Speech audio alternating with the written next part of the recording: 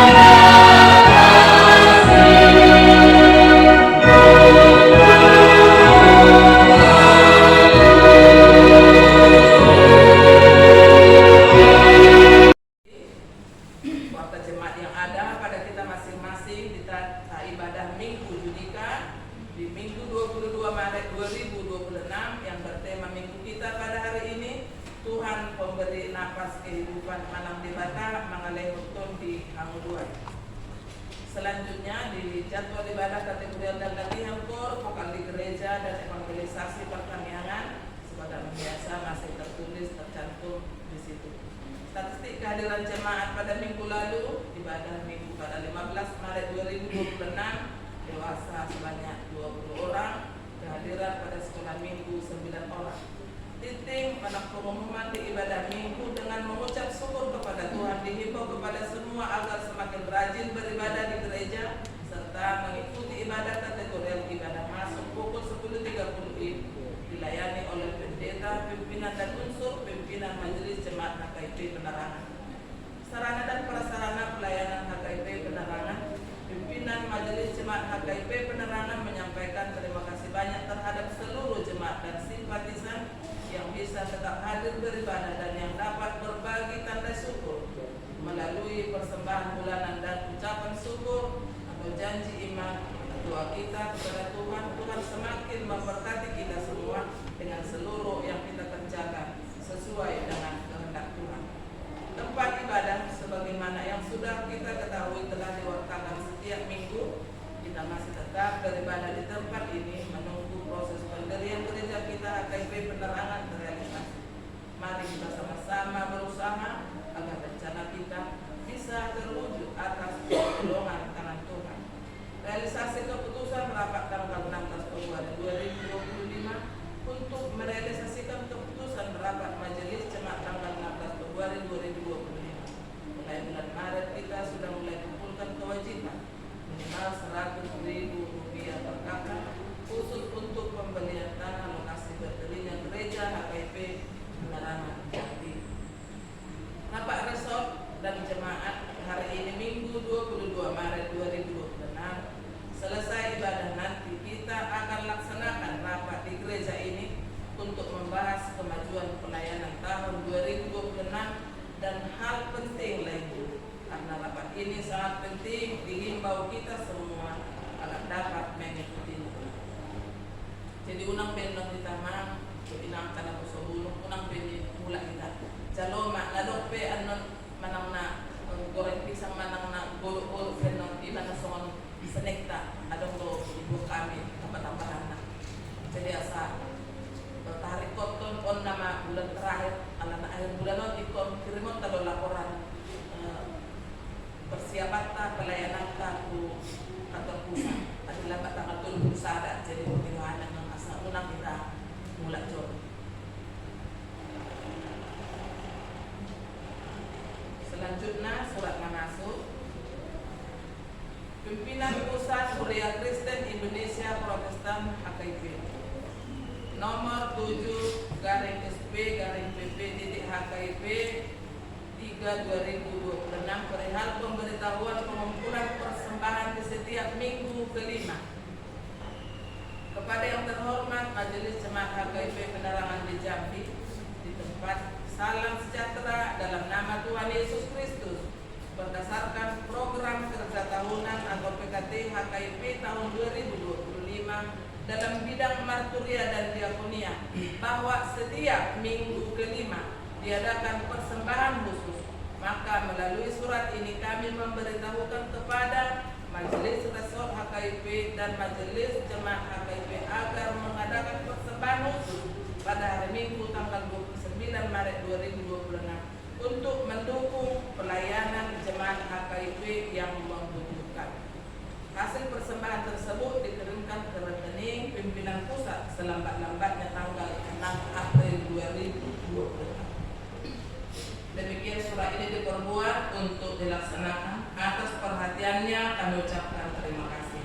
Pimpinan pusat HKIP Amang Bishop Pendeta Lindu Tambunan STHMM, Sekretaris Jenderal Pendeta Darida Seleka STH.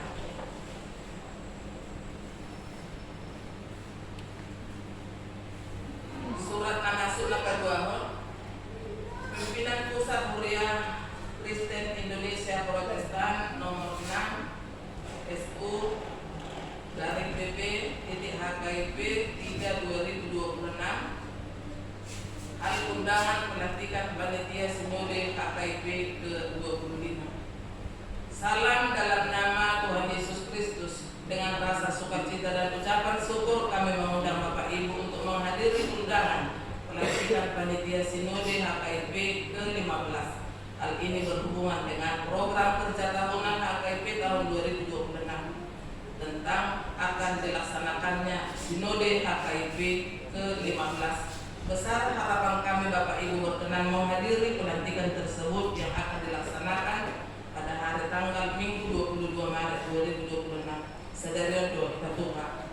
Pelantikan ini pukul 10.30 sampai dengan selesai di Gereja HKIP Jemaat Agape Jalan Pisang, Komplek Gereja HKIP Agape Pematang Siantar. Demikian surat ini kami sampaikan. Atas perhatian dan kesediaannya kami ucapkan terima kasih.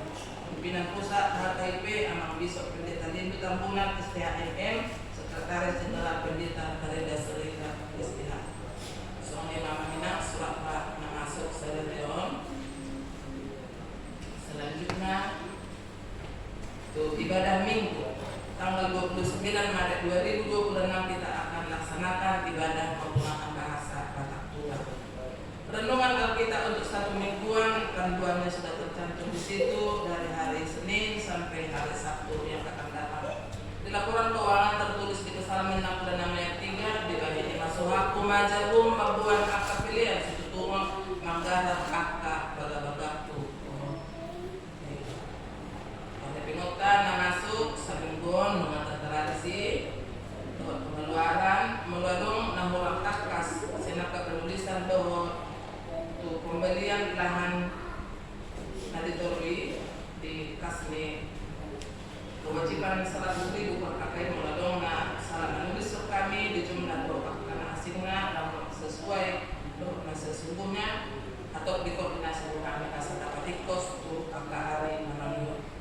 Ada tambahan aktif ucapan syukur sen keluarga di Amang NH melalui nomor si hutang atau melatih nasida diplomat dari data dianak koordinasida rilis berumana mengucap syukur kepada Tuhan melalui gereja karena atas pertolongan Tuhan rilis dapat menyelesaikan kuliah tepat waktu dan telah selesai sidang, tinggal menunggu wisuda dan keluarga berharap Tuhan memberikan yang terbaik. Masa kasidah oleh tentu di Batamar hiti-hiti huliatan gudang 100.000 untuk minggu depan matuku kami ucapan syukur nih keluarga. Selanjutnya Tuna tertulis di Matius konon ayat dulu. Tetapi carilah dahulu kerajaan Allah dan kebenarannya, maka semuanya itu akan ditambahkan kepadamu.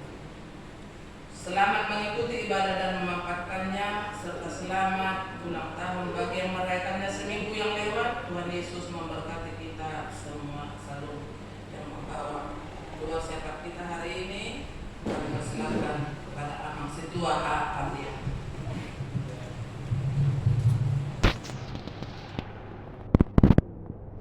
Minggu hari ini yaitu Minggu Judika yang tertulis di dalam kitab Yehezkiel pasal ke-37 ayat yang pertama sampai dengan ayat yang ke-14. Yehezkiel pasal yang 37 ayat pertama sampai dengan ayat yang ke-14. Mari kita sama-sama membacanya secara responsoria. Saya akan memulainya dari ayat yang pertama, Bapak Ibu, ayat yang kedua, begitu seterusnya. Demikian firman Tuhan, kebangkitan Israel.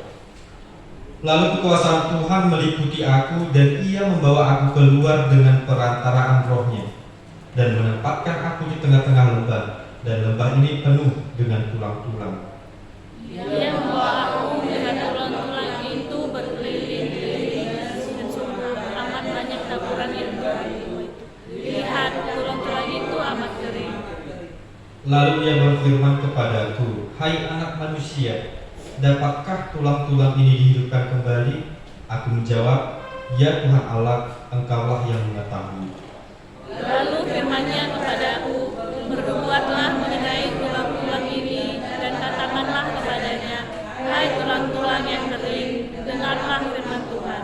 Beginilah firman Tuhan Allah kepada tulang-tulang ini, aku memberi napas hidup di dalammu, supaya kamu hidup kembali. Aku akan memberi urat-urat padamu, dan menumbuhkan daging padamu. Aku akan menutupi kamu dengan kulit, dan memberikan kamu nafas hidup, supaya kamu hidup kembali, dan kamu akan mengetahui bahwa Akulah Tuhan.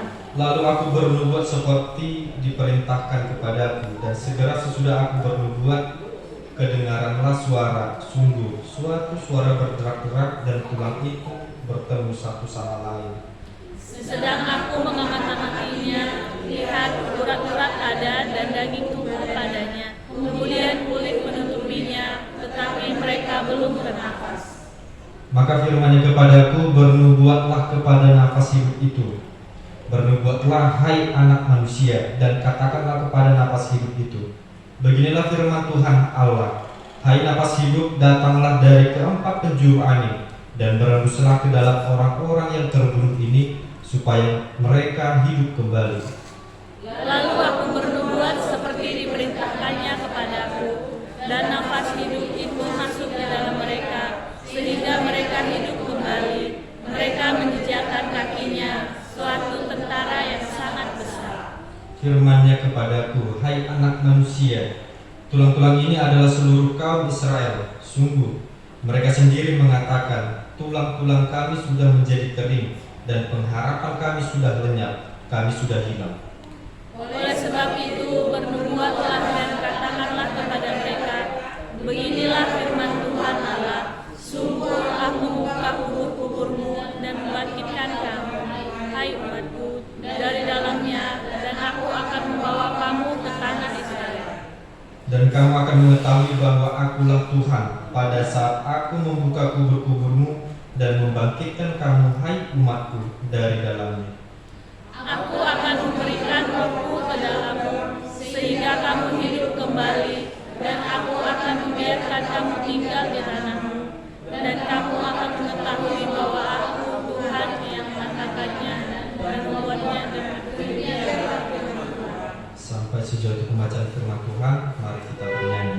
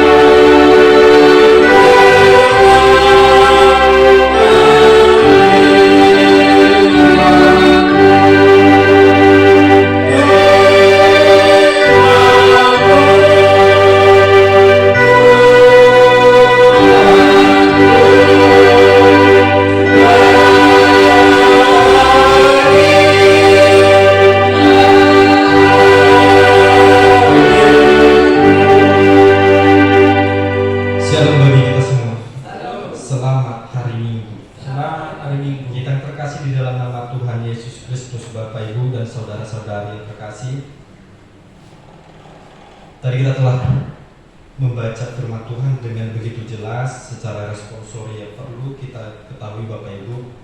Pernah ada satu kejadian yang viral, pernah ada suatu peristiwa di mana suatu daerah ada seorang pemuka agama yang mencoba membangkitkan orang yang mati. Di mana dia sendiri berpikir bahwasanya dia dikuasai oleh roh Tuhan itu. Dia berpikir dia dikuasai dengan kuasa Tuhan yang sangat hebat. Sehingga di suatu ketika Bapak Ibu, dia menyuruh jemaatnya untuk membuka kembali kubur orang yang telah dikuburkan, yang telah mati. Mereka mengarak mayat tersebut, mereka menyanyikan puji-pujian tersebut, mereka mendoakan mayat tersebut selama 1 hari penuh. Tetapi mereka tidak mendapatkan hasil apa-apa.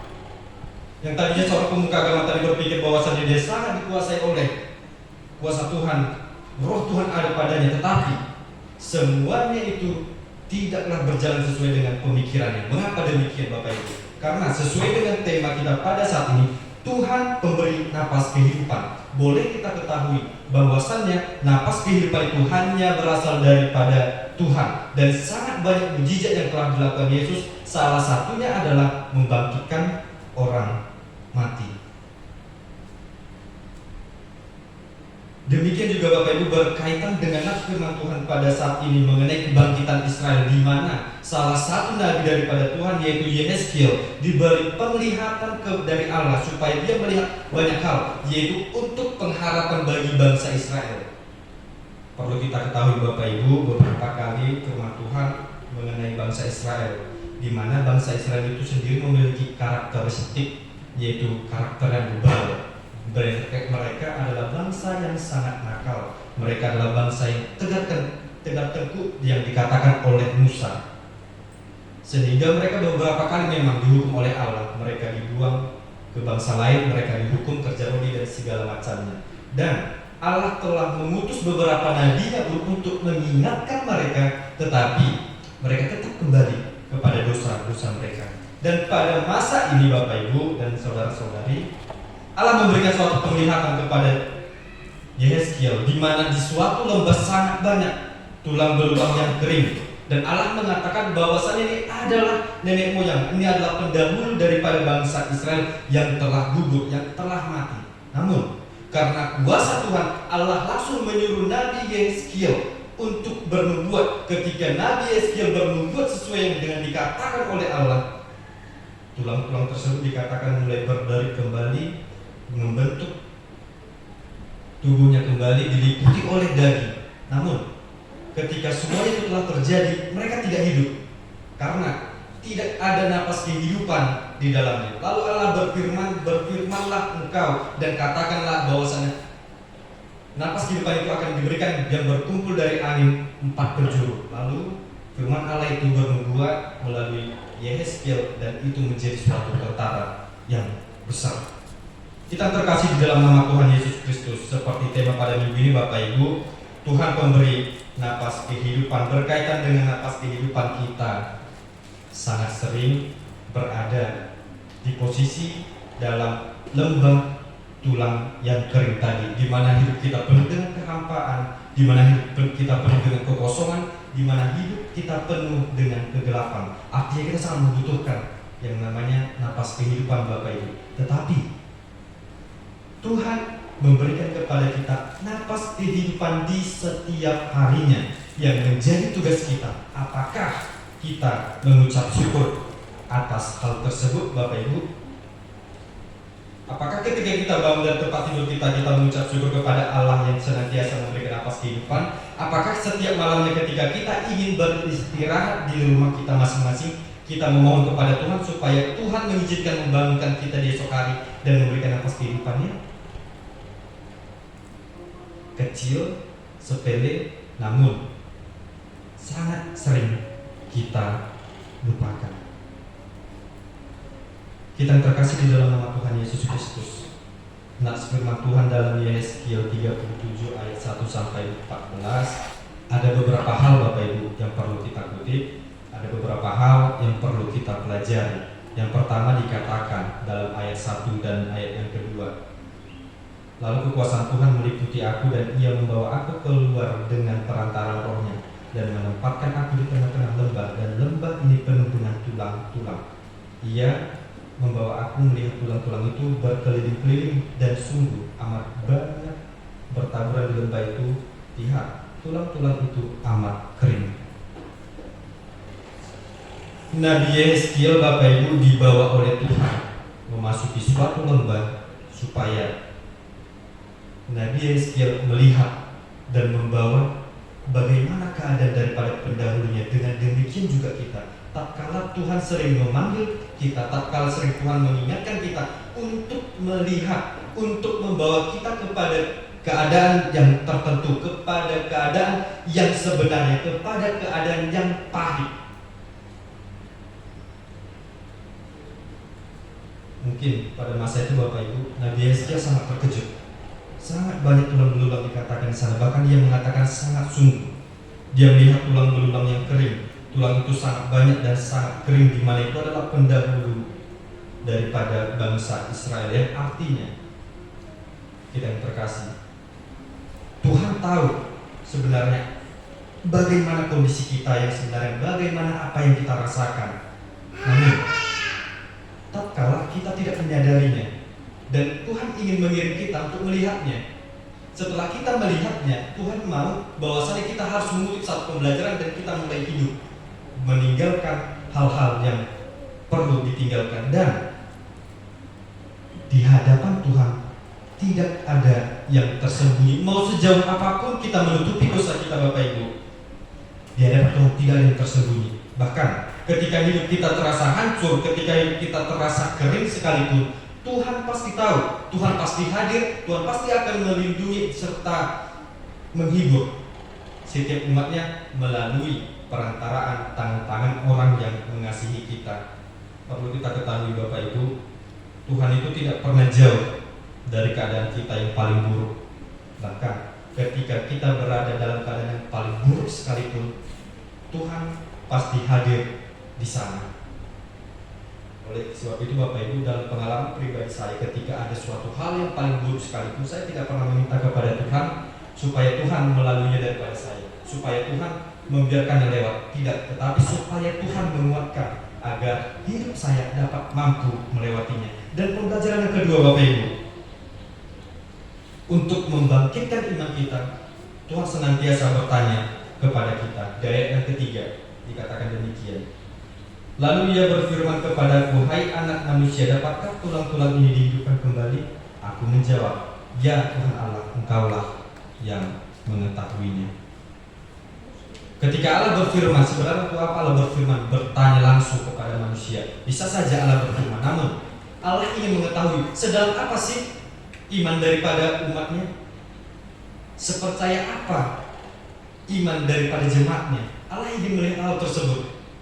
Sehingga tatkala Bapak Ibu kita sering merasakan yang namanya ujian-ujian dan pencobaan, perlu kita ketahui, ujian itu berasal dari Allah, tetapi pencobaan bukan berasal dari Tuhan, melainkan berasal dari si jahat. Oleh karena itu Bapak Ibu, jangan sekali-sekali kita mengatakan ketika kita merasa dicobai, pencobaan itu daripada Tuhan. Itu jelas salah. Boleh nanti kita baca di dalam kitab Yakobus.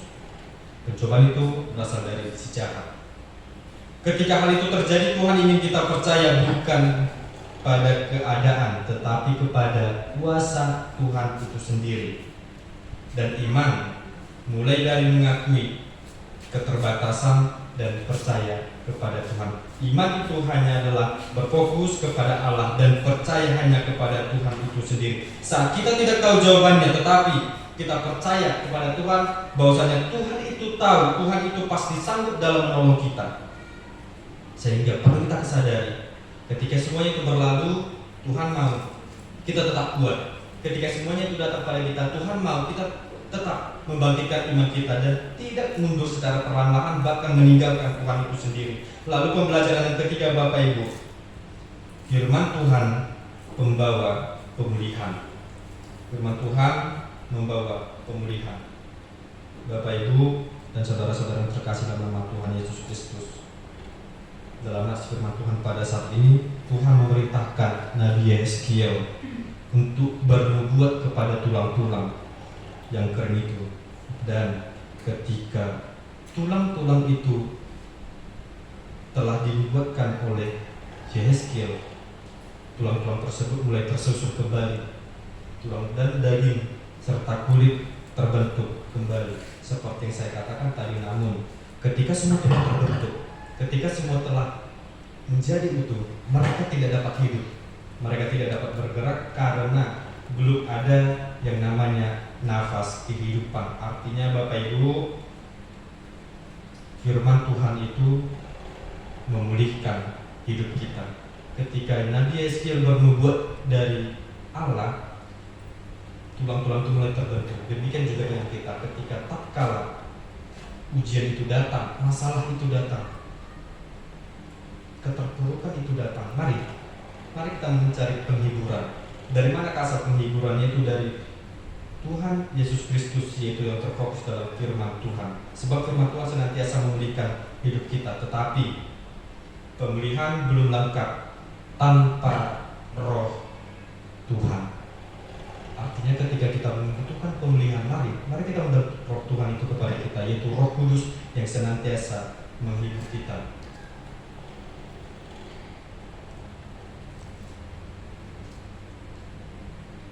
Sebab tadi dikatakan, ketika daging-daging itu telah terbentuk, tulang-tulang itu telah tersusun, dia telah utuh, tetapi tidak ada napas kehidupan sama sekali.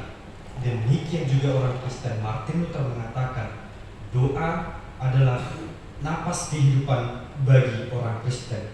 Artinya Bapak Ibu, ketika orang Kristen tidak ada pernah dalam berdoa dalam dirinya, di dalam hidupnya, di setiap hari, maka dia sama seperti tulang-tulang yang mulai tersusun tadi, daging dan kulit yang telah terbentuk tadi, tetapi tidak hidup. Martin Luther dengan jelas mengatakan, orang Kristen itu adalah seperti mayat hidup ketika tidak ada doa dalam hidupnya. Oleh karena itu, mari kita pedomi bahwasanya napas kehidupan kita sesungguhnya itu adalah doa. Ketika kita tidak bernapas, kita sama seperti mayat hidup. Supaya kita tidak seperti mayat hidup, Bapak Ibu, mari kita jemput napas itu, yaitu dengan cara berdoa tadi. Dan pembelajaran keempat dikatakan, nafas dari Tuhan memberikan kehidupan. Ayat 9 sampai dengan ayat yang ke-10 dikatakan demikian. Ayat yang ke-10 saja. Lalu aku bernubuat seperti yang diperintahkannya kepadaku, dan nafas hidup itu masuk dalam mereka sehingga mereka hidup kembali. Mereka menjijakkan kakinya suatu tentara yang sangat besar. Seperti yang saya katakan tadi Bapak Ibu, bahwasanya ketika orang Kristen tidak ada nafas, yaitu doa, dia sama dengan mayat hidup. Namun kalau kita melihat tadi dalam ayat yang ke-10 Bapak Ibu, dengan jelas ketika Allah telah berfirman, ketika Allah telah bernubuat bahwasanya mereka yang adalah mayat hidup tadi diberikan nafas hidup, mereka menjadi bangsa yang besar, mereka menjadi tentara yang besar. Demikian juga dengan kita. Ketika engkau mengalami keterpurukan, ketika engkau mengalami masalah, ketika engkau mengalami ujian, silahkan mengadu kepada manusia, tetapi perlu ingat bahwasanya pengaduan tempat orang Kristen, orang yang percaya kepada Yesus, yaitu kepada Tuhan Yesus itu sendiri, melalui apa? Melalui doa. Sekali lagi saya katakan, orang Kristen yang tidak pernah berdoa, dia sama dengan seperti mayat hidup. Itu sangat jelas Martin Luther memandangkan di dalam hidupnya. Ketika napas itu tadi masuk Bapak Ibu, di mana tulang-tulang itu kembali hidup, mereka berdiri sangat banyak seperti tentara yang sangat besar. Artinya napas kehidupan itu penting. Dan di sana dikatakan napas kehidupan itu adalah roh Tuhan. Kalau kita melihat nafas itu berasal dari bahasa Yunani yang artinya ruah, angin, roh, yaitu roh Tuhan itu sendiri. Kehidupan yang sejati datang dari Tuhan, bukan usaha manusia. Kehidupan sejati itu datang dari Tuhan, bukan usaha manusia. Oleh karena itu, tanpa nafas dari Tuhan, kita hanya ada, tetapi tidaklah benar-benar hidup. Lalu pembelajaran terakhir Bapak Ibu, yaitu pembelajaran ke-5. Dalam ayat yang ke-11 sampai ayat 14 saya boleh merangkumkan. Tuhan memberi harapan baru. Kalau kita melihat Bapak Ibu bagaimana harapan bangsa Israel, bagaimana bangsa Israel yang merasakan ketika harapannya sudah hilang, ketika masa depan mereka sudah mati, ketika tidak ada lagi pendukung daripada mereka. Allah memberikan pengharapan kepada bangsa Israel dengan membangkitkan tentara yang banyak tadi. Demikian juga dengan kita. Tuhan adalah sumber pengharapan bagi kita yang senantiasa meminta kepada-Nya. Dia sanggup memulihkan yang sudah mati. Ketika Allah sanggup memulihkan yang sudah mati, membangkitkan orang mati, bagaimana dengan kita? Tuhan pasti sanggup membimbing kita menjalani perkara-perkara yang besar dalam hidup kita. Oleh karena itu Bapak Ibu dan kita yang terkasih dalam nama Tuhan Yesus Kristus, saat hidup kita merasa kering, mari datanglah kepada Tuhan. Mari kita dengarkan dan pegang firman Tuhan. Jika engkau ingin menjadi bijak, mari membaca kitab Amsal setiap harinya. Jika engkau merasa meratap setiap hari, mari baca ratapan. Jika engkau ingin dihiburkan, mari baca kitab Mazmur. Artinya sangat banyak pemilihan, sangat banyak penghiburan di dalam firman itu sendiri. Mari kita meminta kepada Roh Kudus, mari kita meminta kepada Allah melalui Roh Kudus untuk memenuhi hidup kita. Percayalah bahwa Tuhan masih bekerja bahkan dalam keadaan yang paling mustahil sekalipun. Dalam halnya balon udara Bapak Ibu, ketika balon itu ada, bentuknya ada, tetapi dia tidak berguna sama sekali. Namun ketika balon itu diisi oleh angin, balon itu diisi oleh udara, balon itu menjadi terbentuk, balon itu menjadi hidup, bahkan dia bisa terbang setinggi-tingginya. Begitu juga dengan kita. Tanpa Roh Tuhan, kita adalah kosong. Tanpa napas kehidupan dari Tuhan, kita adalah mayat hidup. Dengan Roh Tuhan, kita dipenuhi oleh kehidupan. Oleh karena itu, mungkin hari ini kita sedang berada di lembah kekeringan itu sendiri, di mana kehidupan kita terasa kering, di mana kehidupan kita, harapan kita mulai hilang, di mana iman kita mulai melemah. Tapi melalui firman Tuhan pada hari ini, Tuhan berkata melalui firman Tuhan pada saat ini kepada kita. Tuhan mengatakan, Aku akan memberikan nafas kehidupan kepadamu dan kamu akan kembali hidup. Kiranya firman Tuhan pada minggu hari ini dapat menghibur kita serta membimbing kita dalam menjalani hidup kita dalam satu hari ini. Amin. Mari kita bernyanyi. Amin.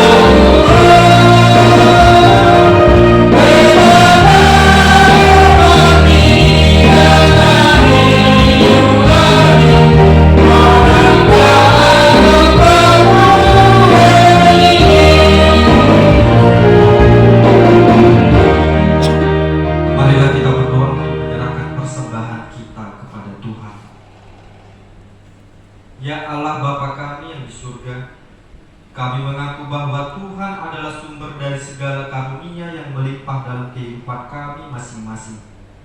Sebahagian daripada karunia itu kami serahkan kembali sebagai persembahan kepada Tuhan. Terimalah dan berkatilah persembahan umat-Mu ini, agar dapat kami pergunakan untuk pekerjaan dan pelayanan kerajaan Tuhan di dunia ini. Bukalah hati kami untuk mengenal betapa banyak berkat dan karunia yang kami peroleh dari Tuhan, supaya kami senantiasa bersyukur kepadamu. Di dalam nama Tuhan Yesus Kristus Tuhan kami. Amin. Marilah kita bersama-sama mengucapkan doa Bapa kami. Bapa kami yang di surga, dikuduskanlah nama-Mu, datanglah kerajaan-Mu, jadilah kehendakmu di bumi seperti di surga. Berilah kami pada hari ini makanan kami yang secukupnya, dan ampunilah kami akan kesalahan kami, seperti kami juga mengampuni orang yang bersalah kepada kami. Dan jangan membawa kami ke dalam pencobaan, tetapi lepaskan kami dari yang jahat. Karena Engkau yang punya kerajaan dan kuasa dan kemuliaan sampai selama-lamanya. Amin. Pulanglah dengan sejahtera dan terimalah berkat dari Tuhan. Tuhan memberkati engkau dan melindungi engkau.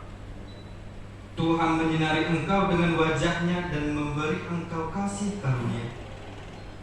Tuhan menghadapkan wajah-Nya kepadamu dan memberi engkau damai sejahtera. Amin.